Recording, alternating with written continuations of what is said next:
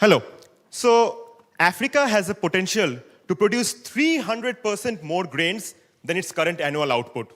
300%. And the biggest bottleneck in achieving that lies in timely access to weather and pest information, which they need to protect the crops, even more so in today's world, where erratic climate and erratic weather conditions are a result of climate change. This hyperlocal information is typically not available outside major urban centers, which is where most of the agricultural activity actually takes place. And even though over 75% of the African population is engaged in agriculture, less than 13% have access to internet, and less than 1% have access to high-speed broadband internet. This is why we built Wikilimo. So it's a seamless online-offline platform that works on any basic feature phone using voice, SMS, USSD. The Wikilimo app lets farmers report their local weather and pest information, allowing us to provide crowdsourced real-time updates using our hyperlocal climate analytics platform. Not only that, the app also acts as a one-stop solution for farmers to get weather updates, information on pest attacks, market prices, information about government subsidies, and above all, a platform for communicating with local farming communities.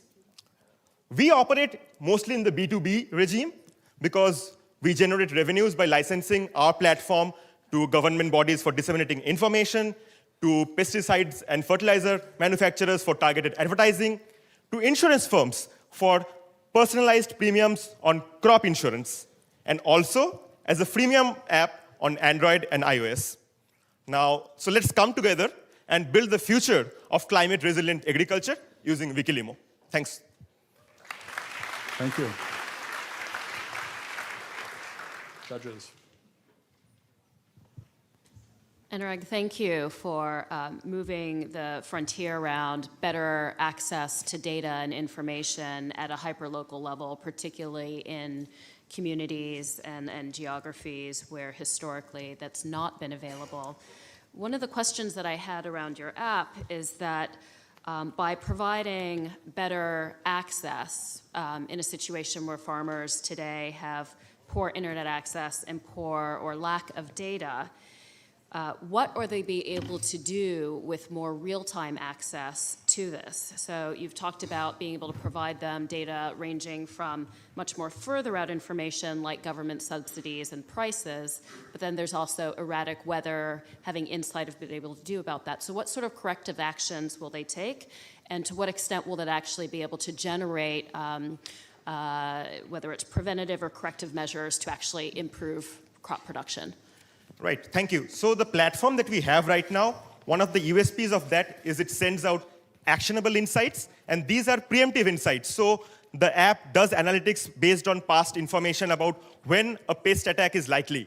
Like, so a warning goes out to all farmers in that locality using SMS that a pest attack happened of this pest in this locality 1 year back, so you should be careful. So this allows farmers to prepare in advance with pesticides or any local measures that they take. So this is what we believe is key, that we need to warn them in advance. And while corrective measures are always welcome, preventive measures are what we want to focus on, because having a tool, a platform that sends out warnings in advance always helps a lot more than steps that come after an attack.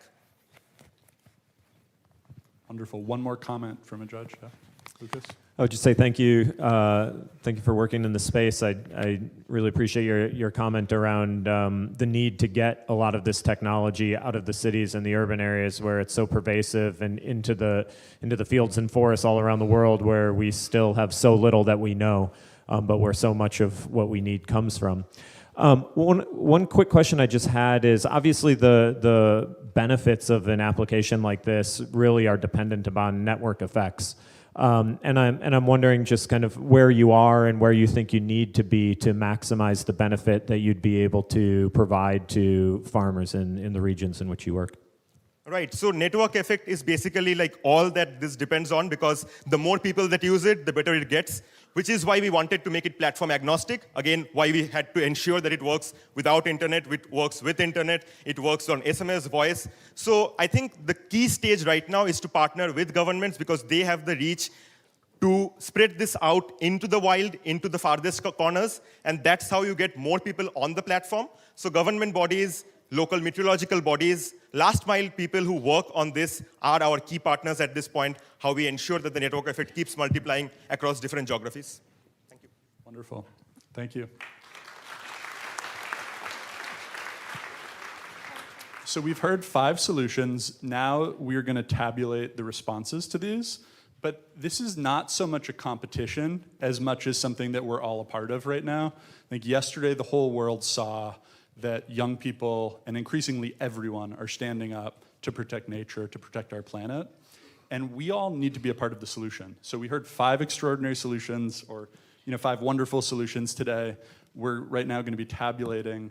One will represent this group and also all of us and all of the people from around the world who submitted on Monday. And we'll be talking about solutions. But I think it's really important just to take a step back and say, this is a historical moment that we are in right now, where the world has never gathered as it did yesterday. We've been called to action by young people, which is unbelievable. And now we need to work on these solutions. So what I love is the dialogue from some of the most successful companies in the world with you, but I don't want to limit this to this. This is about all of us being a part of the solution in small ways, in ways in our individual lives, in ways in our schools, in our communities, in our businesses. And I'm just very grateful to be here as part of that. Pretty soon, they will have tabulated the responses and they will bring it up here. And then we will share who will represent this group and all of the young people on Monday.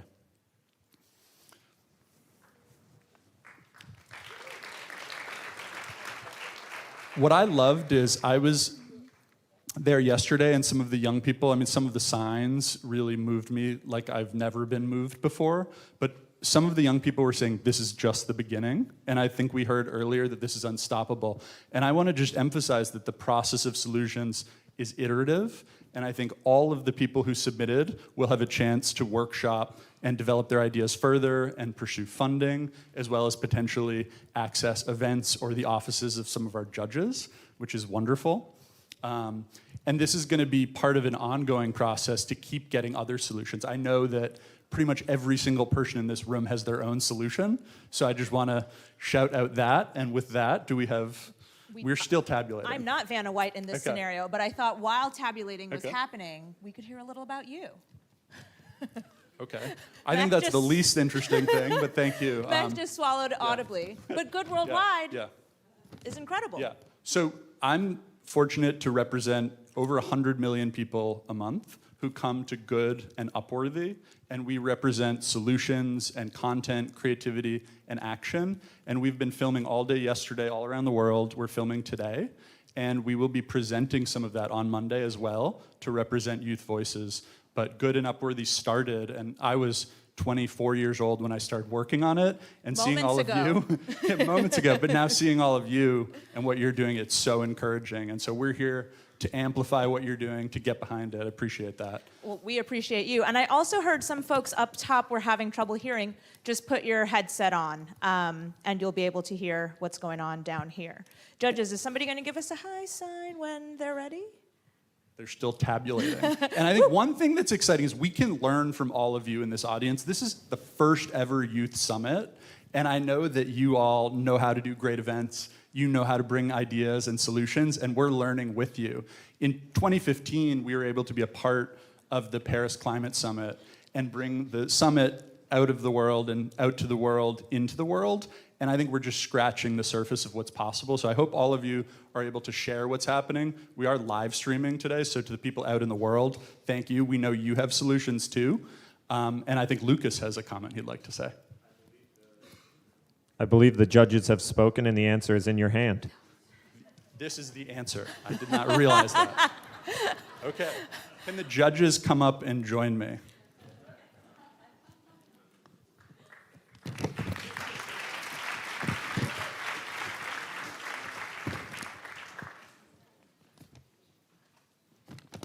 Do you all know already? Okay, so.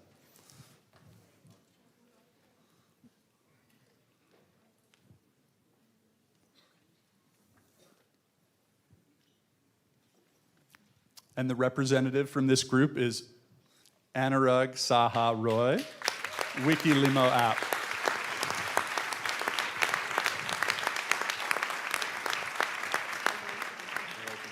Congratulations. Thank you. Okay, we'll do a quick photo. Yeah, am I hiding you? And then we'd like to also ask all of the finalists to come up to the stage, please.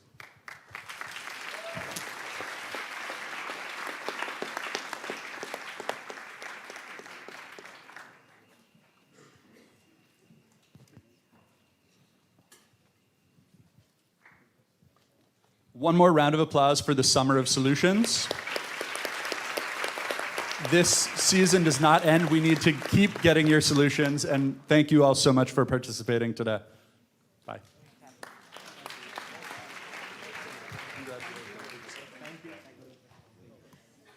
Let's have a huge, enthusiastic round of applause for our judges, our panels, our winners, and Max Shore.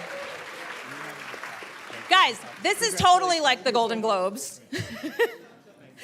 And what I want you to appreciate is how unlike ever this happened. Like, this is the most uncommon experience at the United Nations, right? When have you seen people in this sort of environment with so little protocol? The Secretary General just hanging out and smiling and having an amazing time with us and talking to us about substantive things, but in a beautiful and centered and honest and authentic way. That is the impact that youth have when they are in the conversation here, and it is wonderful to see. And it gives me the tingles. So I can't tell you how special this is.